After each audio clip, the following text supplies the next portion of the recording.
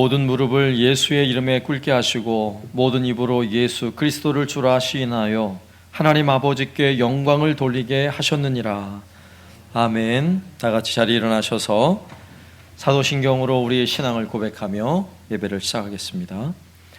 전능하사 천지를 만드신 하나님 아버지를 내가 믿사오며 그 외아들 우리 주 예수 그리스도를 믿사오니 이는 성령으로 잉태하사 동정녀 마리아에게 나시고 본디오 빌라도에게 고난을 받으사 십자가에 못 박혀 죽으시고 장사한 지 사흘 만에 죽은 자 가운데서 다시 살아나시며 하늘에 오르사 전능하신 하나님 우편에 앉아 계시다가 저리로서 산자와 죽은 자를 심판하러 오시리라.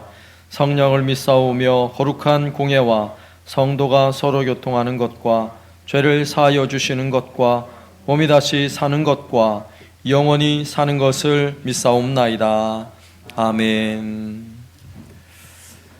내게로부터 눈을 들어 복음성 찬양 함께 찬양 드리겠습니다.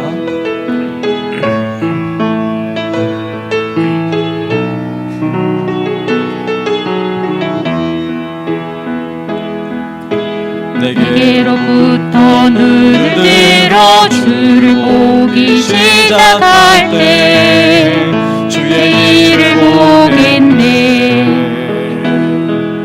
내 작은 마음 돌이키사 하늘에 꿈꾸게 하네. 주님을 볼 때 모든 시선을 주님께 드리고 살아계신 하나님을 느낄 때 내 삶은 주의 역사가 되고 하나님이 일하기 시작하네. 내게로부터 눈을 들어 주를 보기 시작할 때 주의 일을 보겠네. 내 작은 마음 돌이키사 하늘에 꿈꾸게 하네. 주님을 볼 때 모든 시선을 주님께 드리고 살아계신 하나님을 느낄 때 내 삶은 주의 역사가 되고 하나님이 일하기 시작하네. 성령이 나를 변화시켜 모든 두려움 사라질 때 주의 일을 보겠네. 황폐한 땅 가운데서 주님 마음 알게 되리. 주님을 볼 때 모든 시선을 주님께 드리고 전능하신 하나님을 느낄 때 세상은 주의 나라가 되고 하나님이 일하기 시작하네. 성령이 나를 변화시켜 모든 두려움 사라질 때 주의 일을 보겠네. 황폐한 땅 가운데서 주님 마음 알게 되리. 주님을 볼 때 모든 시선을 주님께 드리고 전능하신 하나님을 느낄 때 세상은 주의 나라가 되고 하나님이 일하기 시작하네. 모든 시선을 주님께 드리고 살아계신 하나님을 느낄 때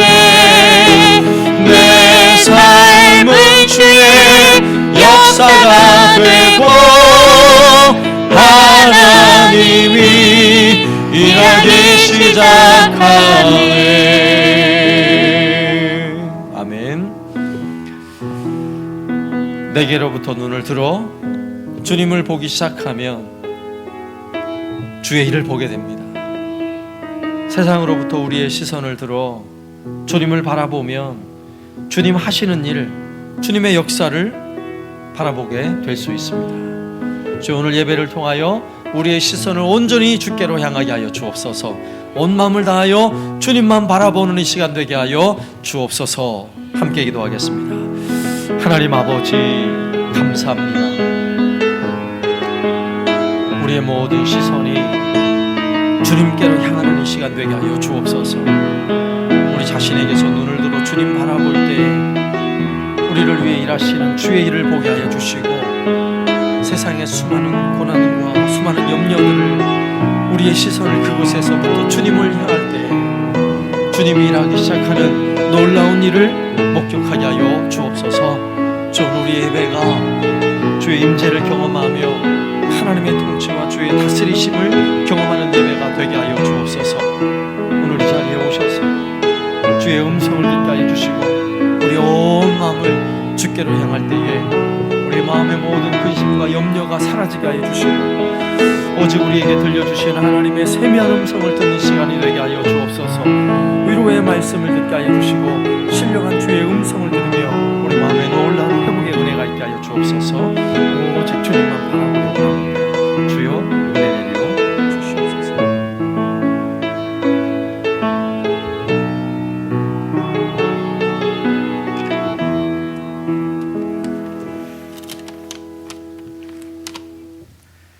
살아계셔서 역사하시는 하나님 아버지, 오늘도 귀한 주일을 저희에게 허락하심에 감사합니다. 흑암과 같이 같았던 세상에 예수님의 십자가 복음의 은혜를 주셔서 어둠 속에서 헤매던 저희들이 주님을 구주로 영접하여 새 생명을 찾았사오니 그 은혜를 감사드립니다. 우리의 삶의 목적을 새롭게 확인하고 아버지의 뜻에 맞는 인격과 신앙으로 하나님께 영광 돌리게 하옵소서. 주님의 십자가 고통은 저희들의 허물 때문인 것을 깨닫고 감격과 찬양으로 예수님만을 바라봅니다. 저희의 죄를 용서하여 주옵소서. 사랑의 길로 인도하시는 하나님께 순종하게 하시고 또한 하나님의 복된 길에서 떠나지 아니하도록 항상 붙들어 주옵소서. 저희에게 말씀하시기를 원하시는 하나님 아버지, 단위에 세우신 담임 목사님과 함께 하사 성령 충만하게 하시고 주님의 말씀을 대언하실 때에 크신 은혜를 더하여 주옵소서. 저희의 어리석고 둔한 지각을 열어주시어 우리를 향하신 하나님의 뜻을 올바로 깨닫고 날마다 그 뜻을 이루는데 힘을 다하는 성도들이 되게 하옵소서. 한사랑교회 모든 성도들이 경건의 모습을 회복하여 주님께 나아가는 한 해가 되게 하옵소서. 마음을 새롭게 함으로 변화받아 주님의 선하시고 기뻐하시고 온전하신 뜻이 무엇인지 분별하며 하나님의 빛된 자녀로 거룩한 삶을 살게 하옵소서. 믿는 자들에게나 믿지 않는 자들에게나 본이 되어 저희들의 삶으로 인하여 주님의 복음이 널리 전파되게 하옵소서. 지금까지 등졌던 인간관계도 관심과 사랑으로 회복하게 하시고 주님의 용서와 같이 저희들도 용서하게 하여 주옵소서. 코로나로 인해 거리두기가 일상화된 지금 예배드림과 성도 간의 교제와 소그룹 모임, 주일학교 등 기존의 교회 안에서의 모든 프로그램이 막혀 있습니다. 교회 안에서 지혜를 모아 교회에서 멀어져가는 관심과 사랑을 더욱 붙잡게 하시고 믿음으로 서로를 위로할 수 있게 하옵소서. 이를 위해 기도하면서 애쓰시는 목사님에게 더욱 지혜와 명철을 주시고 믿음으로 추진하는 일에 성도 모두 다 같이 한 마음으로 하나 되게 하옵소서. 비록 사람이 계획하지만 이루시는 분은 하나님이신 것을 믿고 열심으로 추진하오니 올바로 인도하옵소서. 이에 더해 성도 한 사람 한 사람이 있는 곳에서 각자의 형편에 맞게 허락하신 주님의 일을 지혜롭게 하게 하옵소서. 매일 경건의 시간을 통해 주님과의 만남이 일상화되고 오랫동안 보지 못했던 친지나 성도들에게 전화로 안부를 전하며 서로를 위해 기도하고 연약한 지체에 위로와 사랑을 베푸는 일 등 이런 일이 생각나서 실천하게 하옵소서.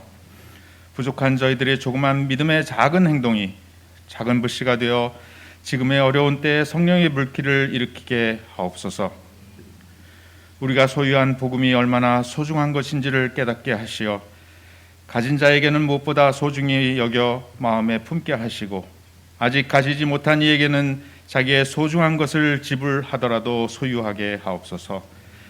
우리가 소유한 복음으로 말미암아 우리는 어떠한 어려움에서도 일어나며 세상을 능히 이길 수 있고 항상 감사할 수 있습니다.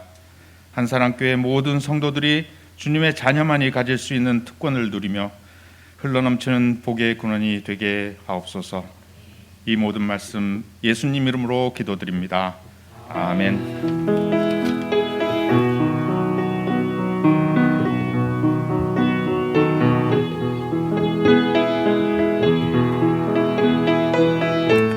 찬양하며 예물 드리겠습니다.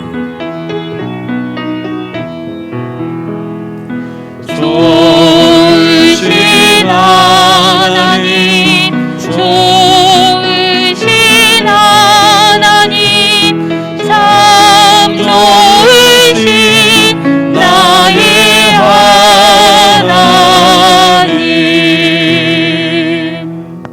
한 달 동안 가정과 직장을 지켜주셔서 감사합니다. 매일 감사하며 살게 하심을 감사합니다. 목사님의 아들 준비와 준행이 국방의 의무 잘 감당하게 하옵소서. 하나님 아버지 감사합니다. 주님의 크신 은혜와 사랑으로 오늘도 주님 앞에 나와 하나님을 섬겨 예배할 수 있도록 은혜 주심을 감사합니다. 우리가 온 마음을 다해 주를 섬겨 예배하며 또한 힘을 다하여 감사하는 마음으로 주께 이 예물을 올려드립니다. 주 앞에 드리는 예물을 주님 받으시고 하나님 영광 받아 주옵소서. 또한 하나님 이 꽃으로 주 앞에 헌신하며 주께 드리는 손길도 주여 복되게 하여 주옵소서. 이 시간 주 앞에 나와 우리 온 마음을 다하여 주님을 섬겨 예배하는 모든 심령 위에 주께서 복을 더하사 넉넉한 물질로 채우시고 육신의 강건함에 복을 더하여 주시며 예배를 통하여 하나님의 음성을 듣게 하여 주시고 신령한 은혜의 말씀으로 오늘도 풍족히 채워 주옵소서. 예수님의 이름으로 기도드리옵나이다. 아멘. 광고 드리겠습니다. 새로운 결심을 가지고 또 신앙생활하며 또 교회생활, 예배생활 하는데 여러분 힘써 주시기를 바라겠고요.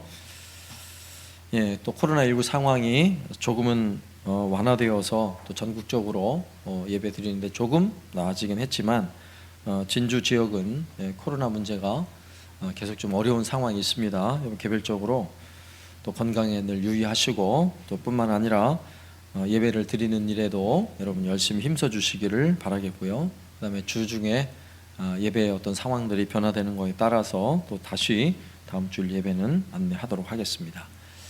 그리고 올해 교회 표어를 작은 예수 주님의 마음으로 이렇게 정했는데 우리가 예수님처럼 좀 닮아보자, 주님의 마음을 가지고 살아보자 하는 마음을 가지고 이런 표어를 정했습니다. 그래서 그 일환으로 먼저 경건서적 읽기, 예수님이라면 어떻게 하실까라는 참 좋은 책인데 이 책을 여러분께 소개를 시켜드렸고요. 현재 5권의 책이 어딘가에서 누군가 열심히 읽고 계시는데 부지런히 읽으시고 또 다른 분에게 전달하셔서 계속해서 또 이 책 읽어질 수 있도록 그렇게 해주시고요. 그리고 또 먼저 또 책을 읽기를 원하시는 분들은 우리 윤영식 전사님한테 미리 요청을 해놓으시면 다음 순번 넘어갈 때 미리 좀 드리도록 하겠습니다. 그래서 많은 분들이 적어도 2월까지는 책을 잘 읽을 수 있도록 그렇게 노력해 주시면 감사하겠습니다. 그리고 우리 한사랑교회 개척한 날은 1990년 1월 31일 개척을 하였고요. 또 다음 주일은 교회 개척한 지 31주년을 맞는, 그래서 감사 예배, 교회 설립 감사 예배를 드리는 주일입니다. 그래서 우리가 해마다 교회 설립 감사하는 마음으로 우리가 건축 헌금을 또 따로 하지 않기 때문에 설립 감사 헌금은 건축 기금으로 우리가 항상 예비를 하였는데, 올해는 온라인과 또 영상 교육을 위한 작은 방송실 기자재 구입을 위해서 특별 헌금을 하도록 하겠습니다. 그래서 드려진 헌금은 그렇게 사용하도록 하겠습니다. 그리고 기부금 증명서 필요하신 분들은 연락을 주시면 되겠고요. 그리고 이준행 또 이준비 형제가 준행이는 내일 해병대 입대를 하고, 또 이준비는 그 다음 주 월요일 2월 1일에 육군에 입대를 하게 되었습니다. 그래서 하나님께 먼저 특별 찬양으로 하나님께 영광 돌리도록 하겠습니다.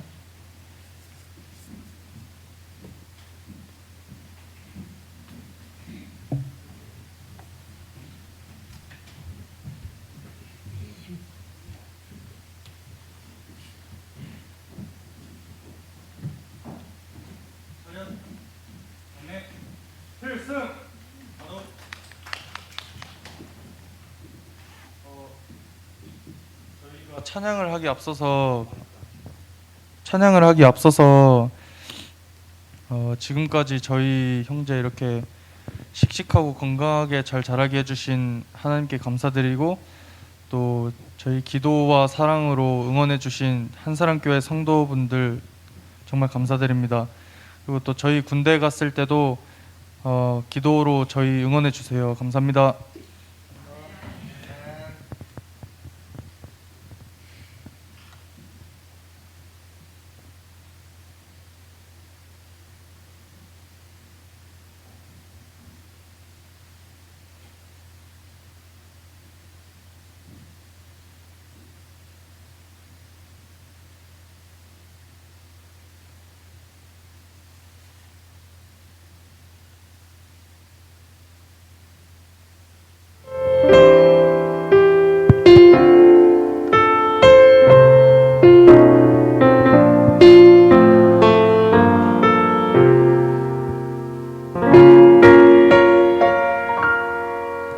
왜 나를 깊은 어둠 속에 홀로 두시는지, 어두운 밤은 왜 그리 길었는지,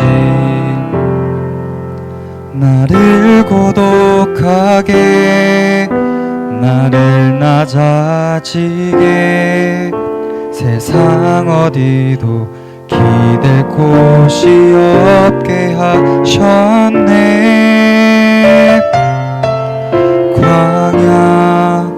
광야에 서 있네.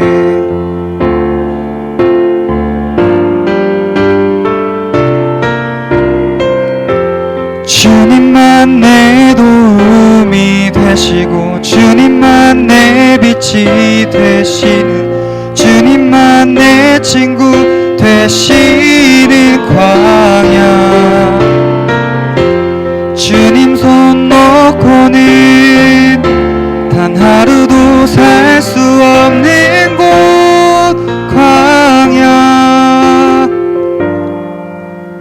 광야에 서 있네.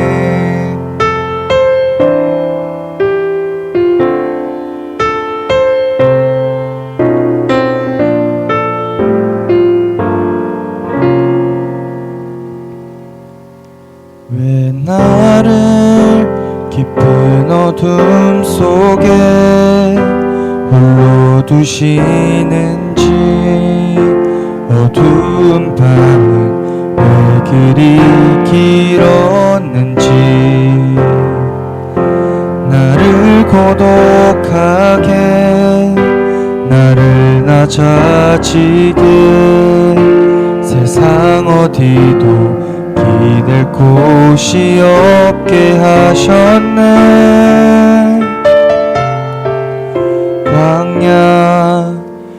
광야에 서 있네.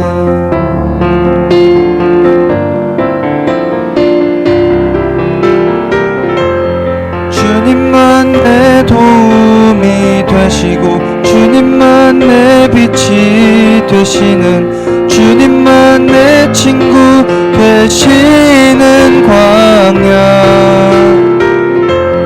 주님 손 놓고는 단 하루도 살 수 없는 곳 광야.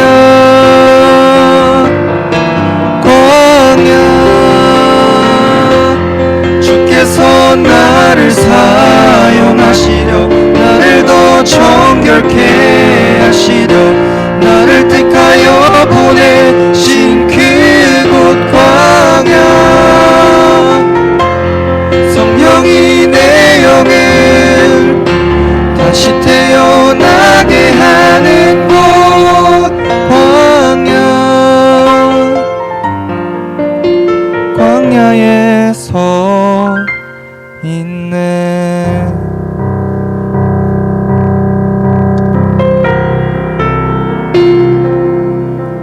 내 자가 산산이 깨지고 높아지려 했던 내 꿈도 주님 앞에 내어놓고 오직 주님 뜻만 이루어지기를 나를 통해 주님만 드러나시기를.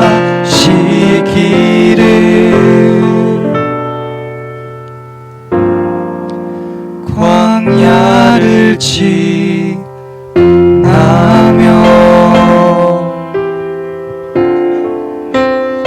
아멘.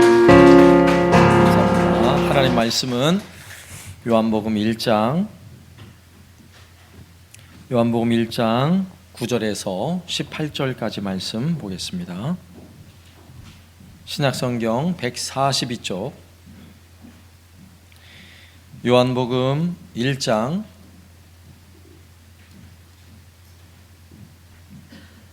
9절에서 18절까지 말씀을 제가 봉독하겠습니다.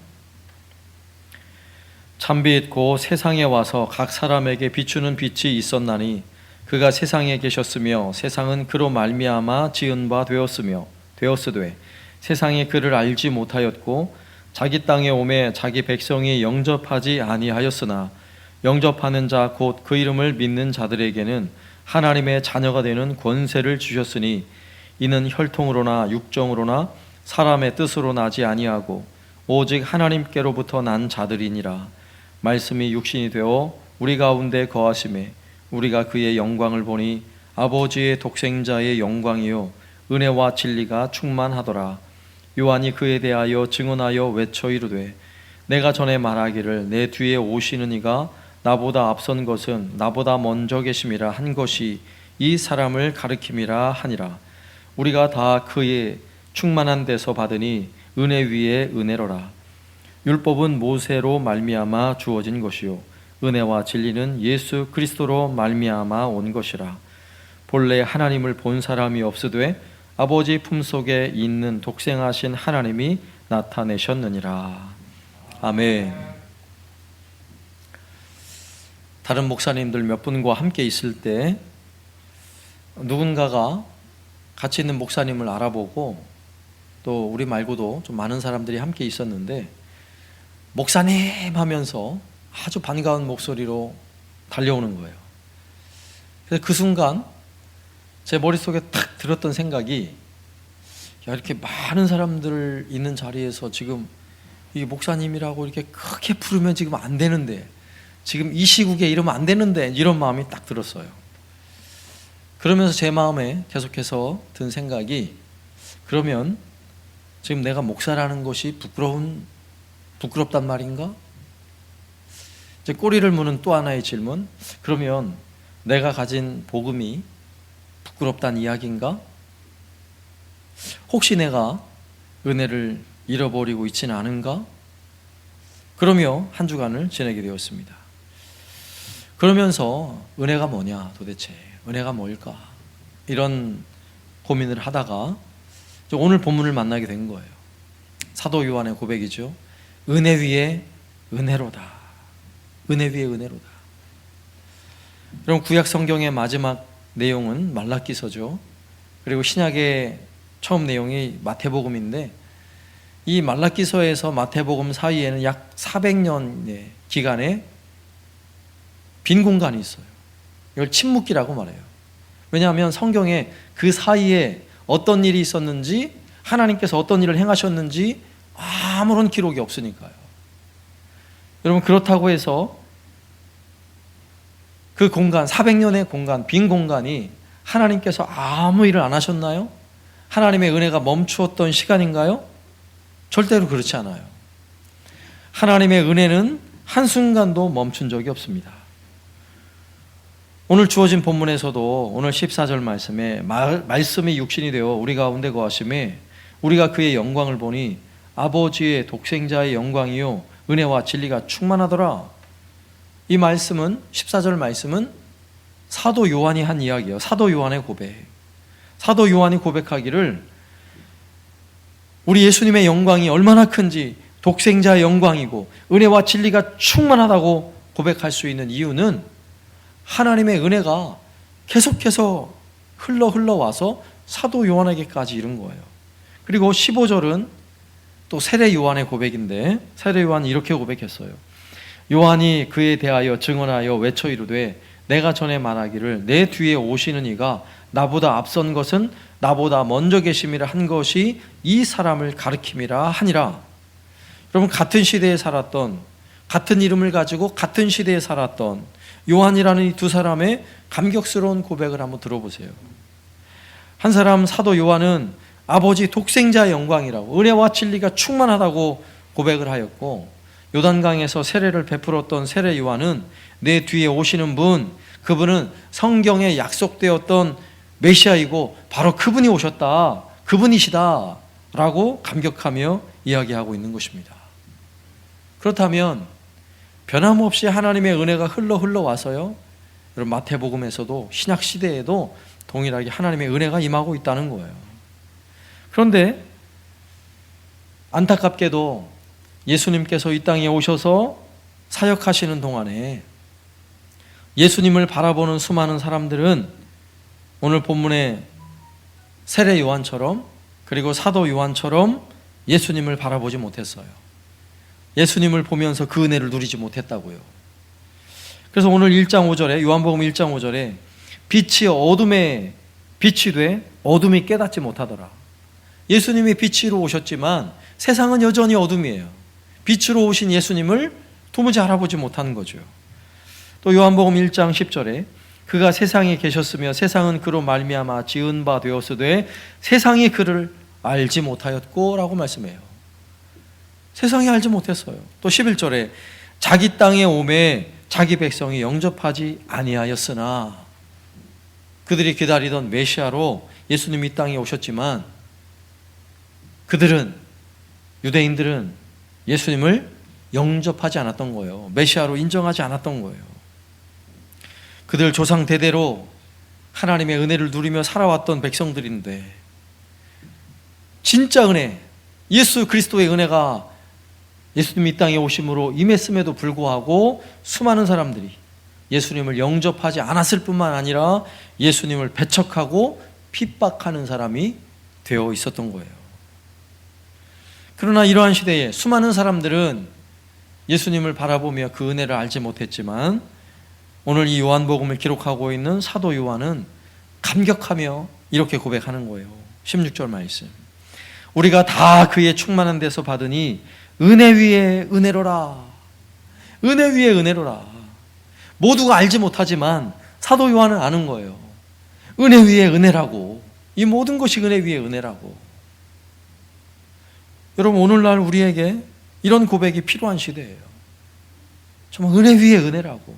하나님의 은혜는 잠시도 멈춤이 없이 우리에게 은혜 임했다는 이 사실이 은혜 위에 은혜입니다 라는 고백 속에 담겨져 있는 것입니다. 여러분, 이 은혜 위에 은혜로라, 이 말씀의 의미를 잘 이해하기 위해서 거기에 있는 은혜 위에라는 전치사, 헬라어로는 안티라는 단어인데, 이 전치사에는 세 가지 의미를 이해할 수 있어요. 보충이라는 의미, 어떤 원인을 밝히는 전치사, 그리고 대조하는 전치사, 이 세 가지의 의미로 이해할 수 있는데, 오늘 본문을 가만히 보니까 이 세 가지 의미로 다 이해가 돼요. 은혜를 설명할 수 있어요. 그리고 오늘 본문에 그 내용이 들어있어요. 그래서 그 의미를 하나씩 한번 생각해 보면, 첫 번째, 은혜 위에 은혜로다, 이 말씀은요, 단 한 번도 멈춘 적이 없는 이슬과 같은 은혜라는 거예요. 오늘 말씀 그대로 은혜 위에 은혜로다, 이 말씀이죠.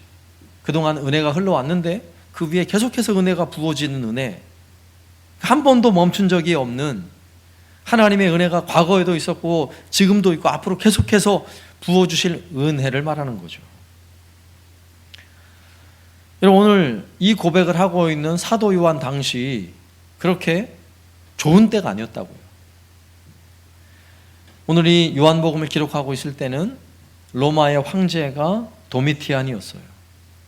로마의 여러 황제 중에 도미티안 황제는 자신이 살아있는 동안에 내가 신이다, 그래서 로마의 이 정치를, 로마의 통솔을, 황제의 통솔을 받고 있는 모든 도시, 모든 나라에서는 황제를 신으로 숭배하도록 강요하던 때였어요. 그래서 사람들로 하여금 나의 주 나의 하나님은 도미티안 황제입니다, 이렇게 인사를 하도록 강요했던 시대에 예수님을 믿는 성도들은요, 죽음을 각오하고 그 고백을 하지 않았어요. 아니요, 나의 주 나의 하나님은 예수 그리스도십니다, 이렇게 고백하며 불에 태워 죽임을 당하고 짐승의 밥이 되는 이런 고난의 시절이었어요. 여러분, 이런 시절에 목회하던 사도 요한, 그 마음이 얼마나 답답하고 힘들었을까요? 그 시대를 살았던 수많은 사람들은 하나님의 은혜가 멈춘 것이 아닌가라고 생각했을 수도 있어요. 왜냐하면 제대로 예배를 할 수 없는 시절이었고, 심지어는 예수님을 믿는다는 것을 당당하게 이야기할 수 없는 그런 시대가 아닙니까? 그런 고통의 시대임에도 불구하고 사도 요한은 오늘 말씀에서 무엇이라고 고백합니까? 은혜 위에 은혜로다, 이렇게 고백하고 있는 거예요. 이 의미 속에는 지금이 고난의 시대라 할지라도 지금 도미티안 때문에 엄청난 핍박이 있고 우리와 함께 신앙생활하고 있는 성도들이 죽음을 담보하고 예배하며 죽음을 담보하고 신앙을 고백하는 그런 시대라 할지라도 은혜는 멈추지 않았다는 거죠. 여전히 그동안 흘러오고 있는 그 은혜가 지금도 흘러오고 있다, 여전히 그 은혜가 임하고 있다고 고백하고 있는 것입니다. 여러분, 성경에서는 하나님께서 베푸시는 은혜가 여러 모양으로 표현되고 있어요. 그 중에 하나가 비로 표현되고 있어요. 비. 신명기 11장 14절에 보면 여호와께서 너희 땅에 이른 비, 늦은 비를 적당한 때에 내리시리니 너희가 곡식과 포도주와 기름을 얻을 것이요. 이른 비의 은혜가 있고요, 늦은 비의 은혜가 있어요. 그래서 메마른 땅에 비가 내려서 곡식을 심고 그래서 농사를 지을 수 있다는 것, 얼마나 큰 은혜입니까? 또 곡식을 거둘 쯤 되면 곡식이 잘 무르익기 위해서 늦은 비가 또 내려야 돼요. 자, 그렇게 내리는 비는 은혜죠. 그래서 어느 나라를 막론하고 메마른 가운데 비가 오면 이것이 다 하늘의 은총, 신의 은총이라고 다 생각을 해요. 그런데 또 생각을 해보면 비가 은혜이기도 하지만 비가 너무 많이 오면 어떤 땐 저주가 돼요. 신의 진노가 돼요. 비가 너무 많이 와서 홍수가 나고 집이 떠내려가고 산사태가 나고 이런 일이 벌어져 보세요. 너무 많으면 저주처럼 보여요. 올 겨울에도 눈이 좀 많이 왔는데 서울에 눈이 조금 많이 오니까 막 길이 막히고 엄청난 일이 벌어지잖아요. 물론 비가 은혜긴 해요. 그런데 성경에서 우리에게 끊이지 않고 매일매일 부어주시는 그 하나님의 은혜는 그래서 이슬로 비유가 돼요. 이슬같이 내리는 하나님의 은혜. 시편 133편 3절에 보면 헐몬의 이슬이 시온의 산들에 내림 같도다. 거기서 여호와께서 복을 명령하셨나니 곧 영생이로다. 이런 고백이 있어요.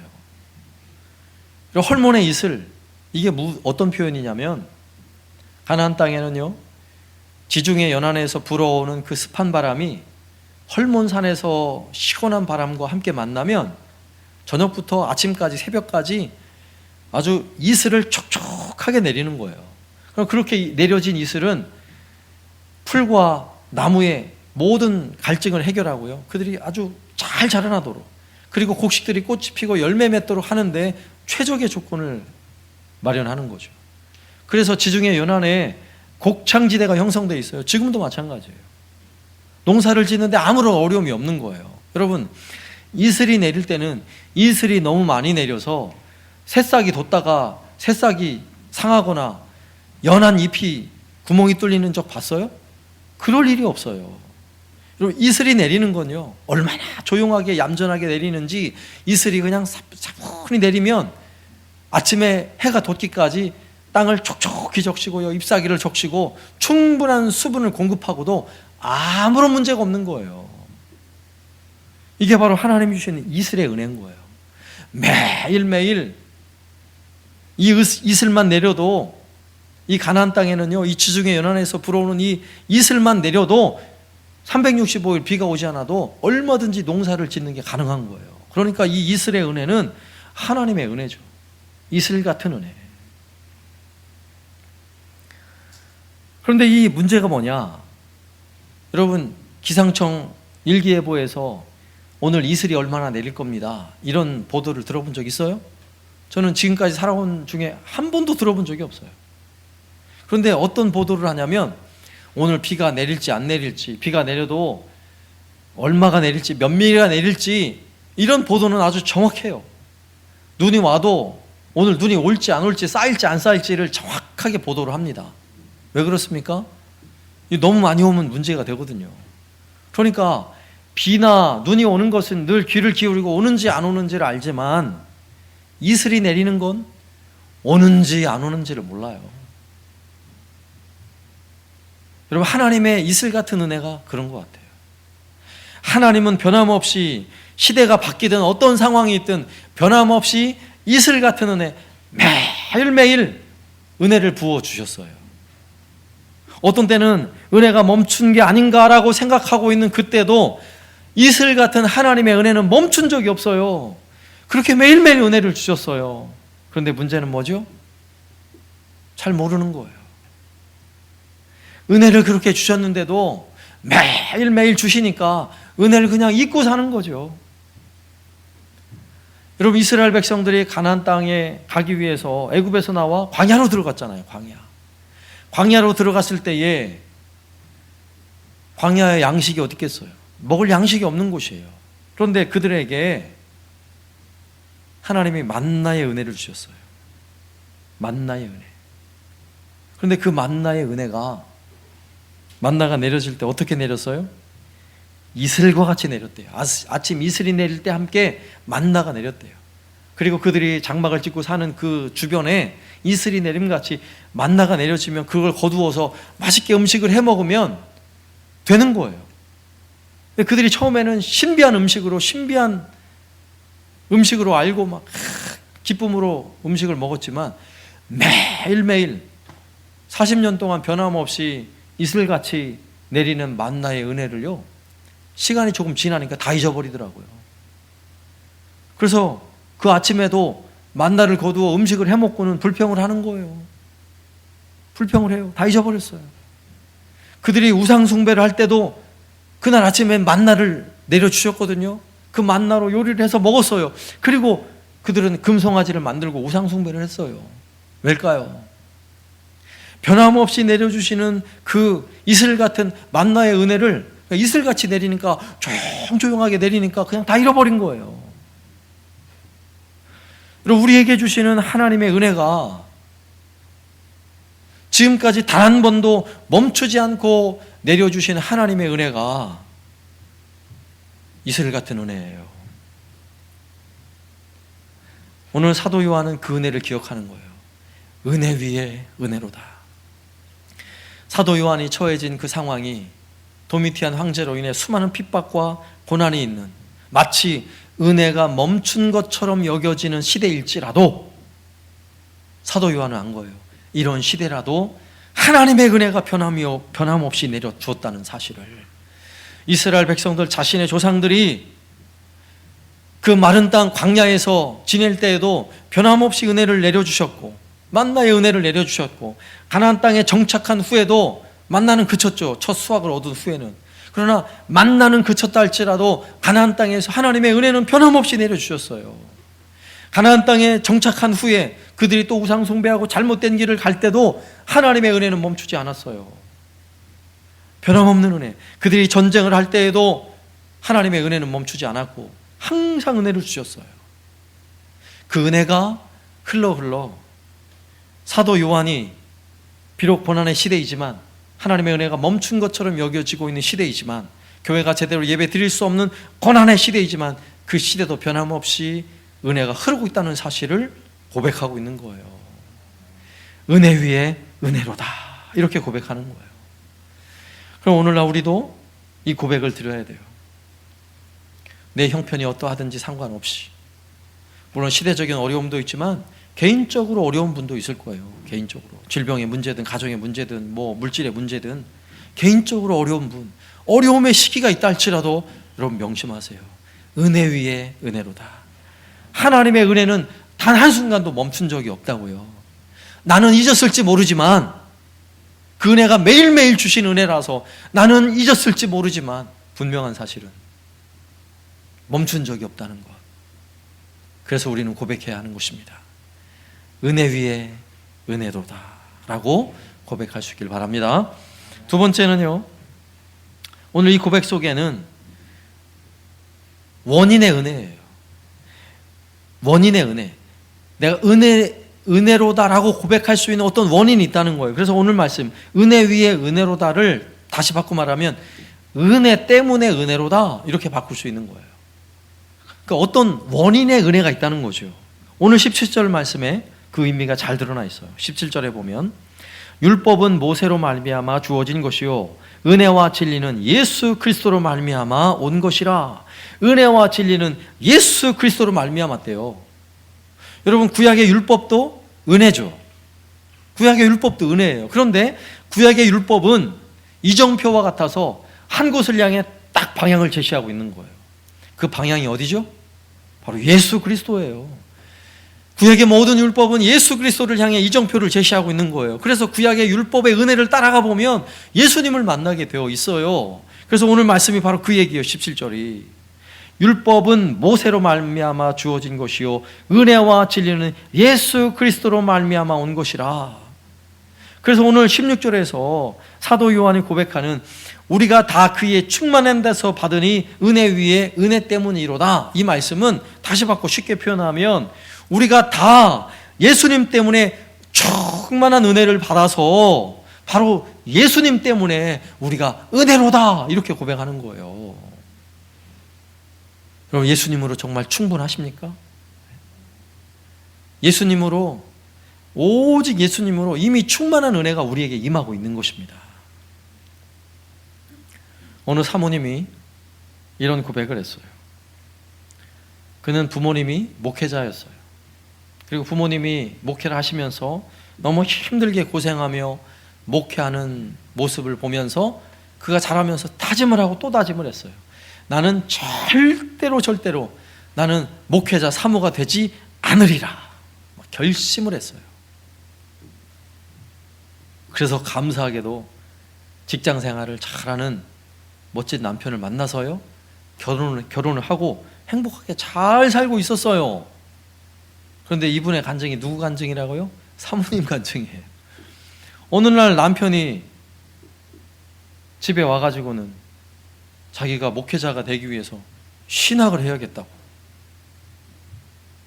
이런 엄청난 이야기를 들려주는 거예요. 그러면서 자기가 이미 장인 장모님한테 다 허락을 받았다고, 다 허락했을지 모르지만 자기 자신은 허락이 안 되는 거예요.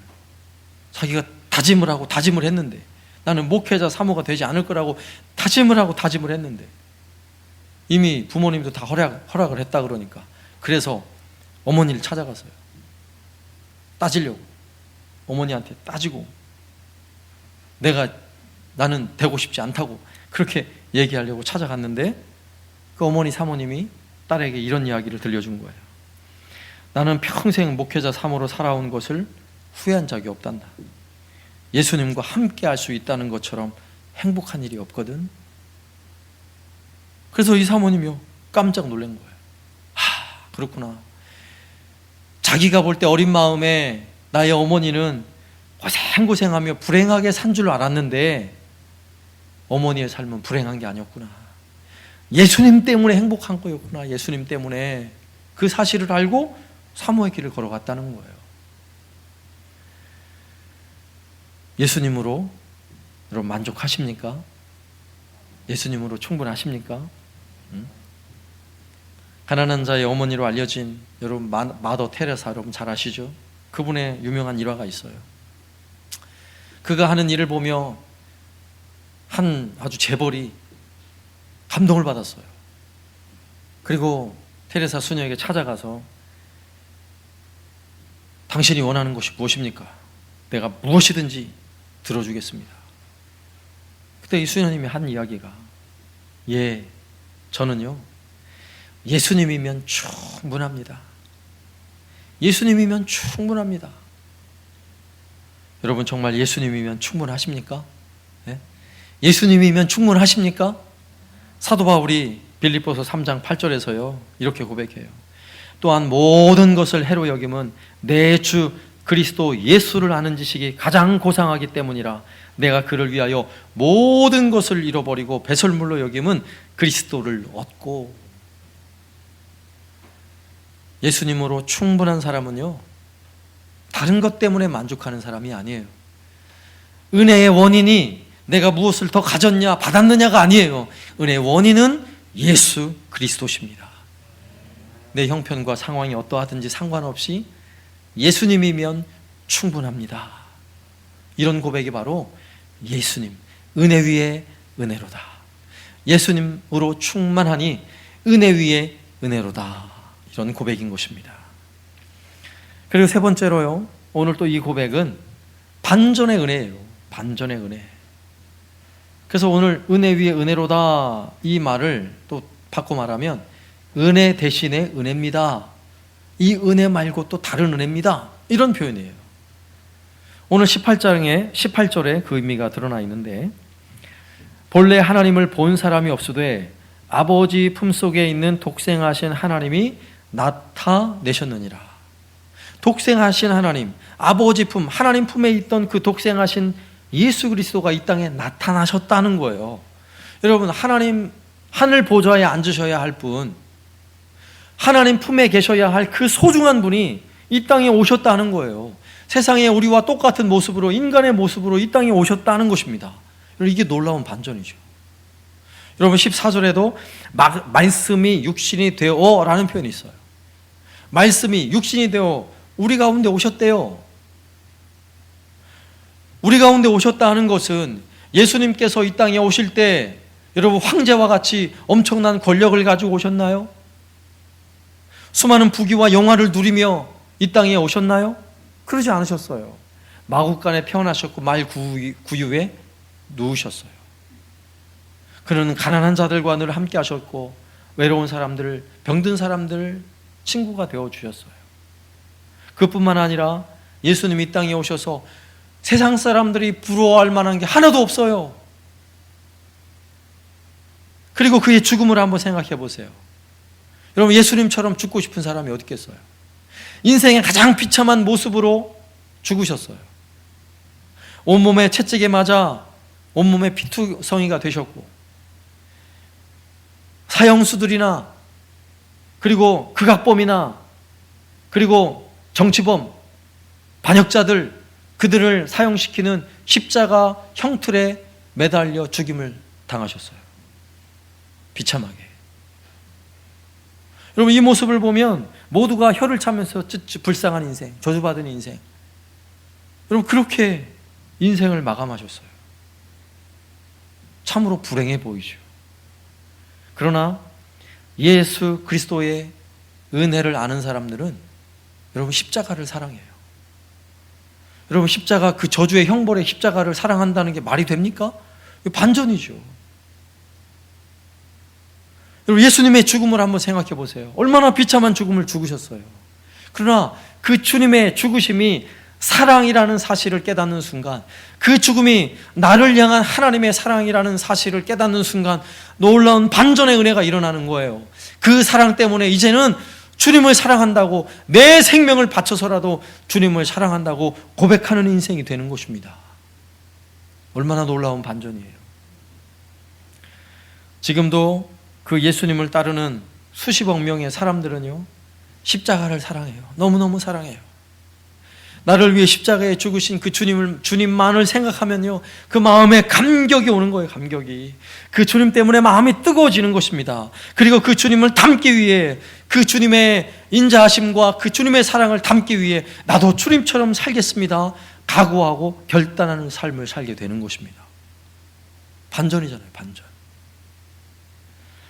오늘 14절 말씀을 한 번 더 보면요, 말씀이 육신이 되어 우리 가운데 거하심에 우리가 그의 영광을 보니 아버지의 독생자의 영광이요 은혜와 진리가 충만하더라. 말씀이 육신이 되어 우리 가운데 거하신다. 이 거하신다는 이 표현은요, 우리 안에 임하셨다, 나와 함께 동행하신다, 나와 함께 사신다, 이런 표현의 말씀이에요. 여러분 이것도 놀라운 반전이죠. 우리의 존재가 어떠한데, 우리는 앞서 얘기했죠. 하나님이 그렇게 놀라운 은혜를, 멈추지 않고 은혜를 베풀어 주셨는데, 그런 은혜를 받고 사는 사람들인데 우리는 그 은혜를 너무 쉽게 잊잖아요. 광야의 백성들처럼. 그 은혜를 잊고 나면 우리는 쉽게 원망하고 불평도 하잖아요. 또 심지어는 예수님을 배반도 하잖아요. 예배 드리기가 어려운 시대가 되면 예배 드리는 일을 좀 귀찮아하기도 하잖아요. 그런데 하나님의 은혜는 변함없이 우리를 향해 끊임없이 멈추지 않고 은혜를 베푸셨는데, 우리는 이렇게 나약하고 연약해요. 때로는 배신해요. 그런데 그런 우리에게 주님이 임하셨어요. 주님이 내 안에 거하셨다고요. 주님이 내 안에 거하셔서 나와 함께 하시고 나와 동행해 주신다는 거예요. 얼마나 놀라운 반전입니까? 그래서 쓸모없는 인생인데, 죄 가운데 타락한 인생인데, 보잘것없는 인생인데 주님이 내 안에 거하셔서 거룩한 인생으로, 성도의 삶으로 우리를 바꿔주신 거예요. 여러분 놀랍지 않습니까? 여러분 구약 시대에도요, 하나님의 임재가 있는 곳은 성전이고 지성소예요. 하나님의 언약궤가 있는 곳, 그곳은 하나님의 임재가 있어서 너무너무 거룩한 곳이라서 아무나 들어갈 수 없고 아무나 손댈 수 없는 지성소, 가장 거룩한 장소가 되었죠. 그렇다면 오늘날 우리는요, 보잘것없고 쓸모없고 마른 나뭇가지처럼 정말 보잘것없는 존재이지만, 우리 주님이 내게 임재하시면, 우리 주님이 내 안에 거하시면 우리의 삶이 거룩한 삶이 되는 거예요. 쓸모있는 인생이 되는 것입니다. 주님을 닮아가는 인생이 되는 거예요. 그래서 우리가 누군가를 향해 얼굴에 환한 미소를 지을 때 예수님 같아요. 여러분 이런 이야기를 들을 수 있어요. 반전 아닙니까? 우리가 누군가를 향해 따뜻한 말 한마디를 전해주면 힘내세요, 제가 집사님 위해 함께 기도할게요, 이런 위로의 말을 전해주면요, 그분이 위로를 받으면서 예수님, 주님이 나를 위로하는 것 같아요, 여러분 이런 은혜를 주시는 거예요. 여러분 반전 아닙니까? 우리가 무엇이길래, 내가 뭐길래 우리를 통해 이런 놀라운 은혜가 흘러가게 되었어요. 심지어는요, 우리를 통해 누군가에게 예수 그리스도의 복음이 흘러가서 누군가가 예수님을 믿게 되어지고 구원의 은혜를 경험한다면 나를 통해 생명이 살아나는 역사가 나타나는 거예요. 여러분 이보다 놀라운 기적이 어디 있습니까? 나를 통해 이루시는 이 놀라운 기적, 여러분 반전의 은혜인 거예요. 반전의 은혜. 이것은 내 지금 형편과 상황이 어떠한지 아무 상관이 없어요. 내가 세상에서는 수많은 사람들로부터 아무것도 아닌 존재로 여겨진다 할지라도 상관없어요.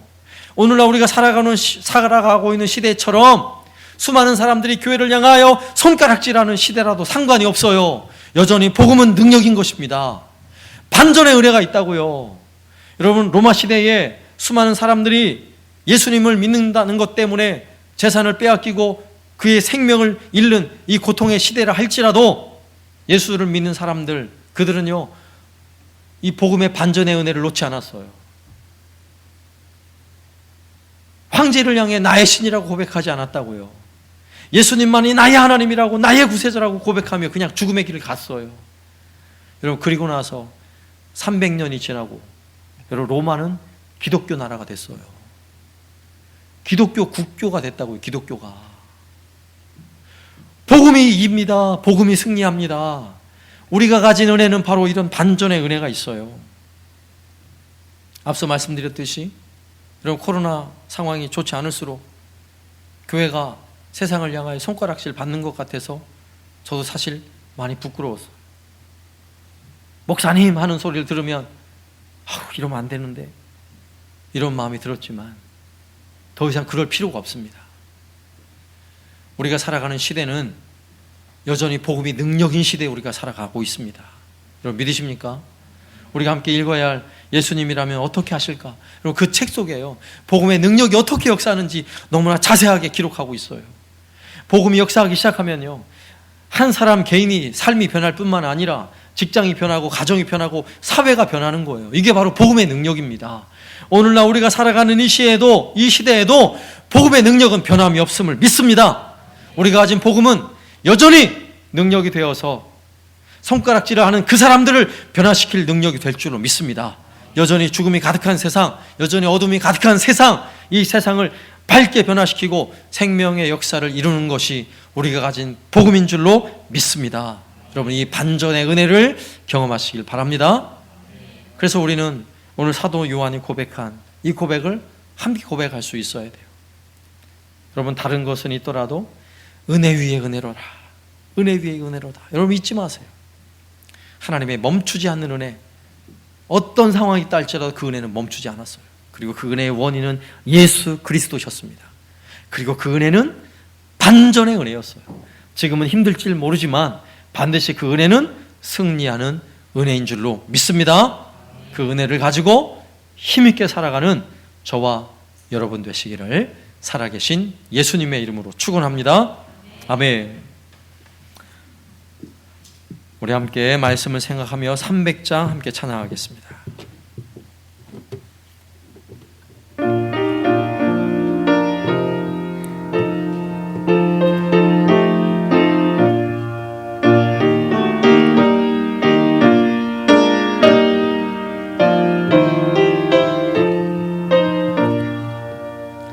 내 맘이 낙심되며 근심에 눌릴 때 주께서 내게 오사 위로해 주시니 가는 길 깜깜하고 괴로움 많으나 주께서 함께하면 내 짐을 지시네. 그대가 내게 족하네, 그대가 족하네.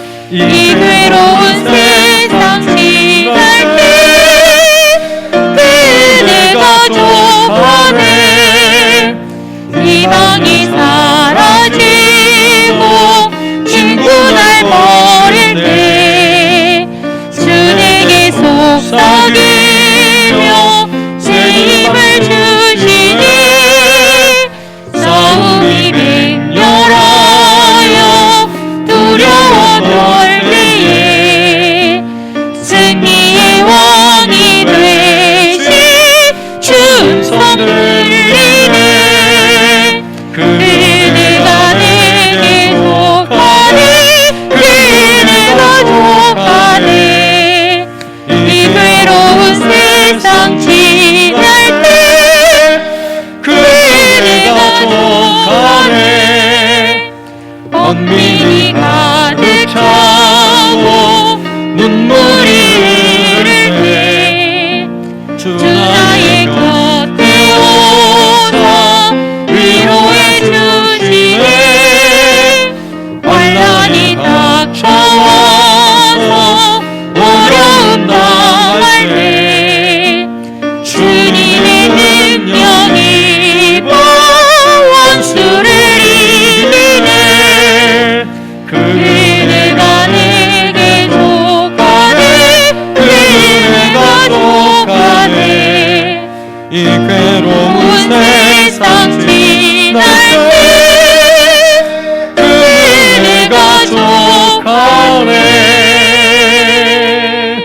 아멘. 우리 말씀을 생각하며 함께 기도할 때에 은혜 위에 은혜로다. 여러분, 이것이 우리의 고백이 되어야 합니다. 그 은혜는 멈춘 적이 없어요. 단 한 번도요. 내 형편과 상황이 어떠하든지, 때로는 내가 불평할 때조차, 내가 그 은혜를 잊고 살았을 때조차 은혜는 변함없이 우리에게 베풀어지고 있었던 것입니다. 그 은혜는 예수님 때문에 있는 은혜이고요, 그 은혜는 지금 우리의 상황을 얼마든지 승리케 하고 반전하게 하시는 반전의 은혜라는 사실을 기억해야 하는 것입니다. 우리 함께 기도하며 받습니다. 하나님, 내게 주신 은혜 감사합니다. 변함없는 은혜 감사합니다. 은혜를 함께 고백합니다. 하나님 아버지 감사합니다. 참으로 하나님의 은혜가 놀랍습니다. 우리를 향하여 단 한 번도 멈춘 적 없이 우리를 위로하시고 우리를 힘주시고, 보잘것없고 연약한 우리이지만 우리에게 새 희망을 주시고 꿈을 주시고 생명을 주신 놀라운 은혜를 믿습니다. 그 은혜를 마음에 간직하며 늘 주님과 동행하며 살아가게 하여 주시고, 오직 주님 영광을 위하여 우리의 삶을 온전히 주께 드리며 헌신하는 삶을 살아가게 하여 주옵소서. 그 은혜를 잊지 않고 살아가게 하여 주시고, 우리 예수님만으로 충분합니다, 우리 예수님만으로 만족합니다 하며 살아갈 수 있는 우리 모두가 되게 하여 주옵소서. 세상이 어떠하다 할지라도 오직 예수님 안에 참 만족과 은혜를 누리며 살아가는 우리 모두가 되게 하여 주시고, 우리 모든 걸음걸음을 주여 그 은혜로 인도하여 주옵소서. 날마다 우리를 이끌어 주옵소서. 하나님 아버지 감사합니다. 주님의 은혜가 참으로 놀랍습니다. 우리는 잊고 살았을지 모르지만 하나님이 잊지 않고 우리에게 날마다 은혜 베풀어 주셨음을 믿습니다. 우리는 예수 그리스도 그 한 분만으로 충분합니다. 주님만으로 만족하며 살아가겠습니다. 어떠한 상황이 있다 할지라도 얼마든지 반전의 은혜를 주시는 주의 은혜를 믿사오니 날마다 그 은혜를 만족하며 그 은혜로 살아가는 우리 모두가 되게 하여 주옵소서. 예수님의 이름으로 간구하오며, 지금은 우리 주 예수 그리스도의 은혜와 아버지 하나님의 극진하신 사랑하심과 성령님의 교통하심이 오늘도 그 은혜를 바라보며 은혜 위에 은혜로다 하며 살아가기를 소망하는 우리 모든 성도들 머리 위에 이제로부터 영원토록 함께 있을지어다. 아멘.